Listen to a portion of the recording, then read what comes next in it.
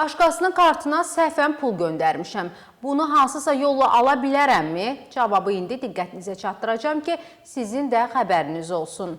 Hüquqi əsas olmadan başqa şəxsin hesabına əmlak əldə etmək əsassız varlanma adlanır. Əsassız varlanma zamanı varlanan şəxs əsassız əldə olunmuş əmlakın geri qaytarılması öhdəliyi daşıyır.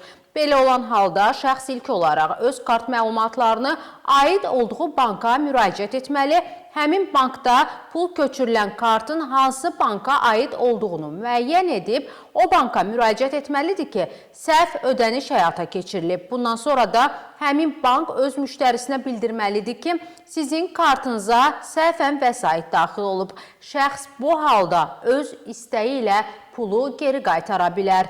Lakin pulun səhvən köçürüldüyü şəxs məbləği geri qaytarmadığı təqdirdə məsələ məhkəmə yolu ilə həll olunmalıdır. Onu da qeyd edək ki, məhkəməyə müraciət üçün iddia müddəti 2 il təşkil edir.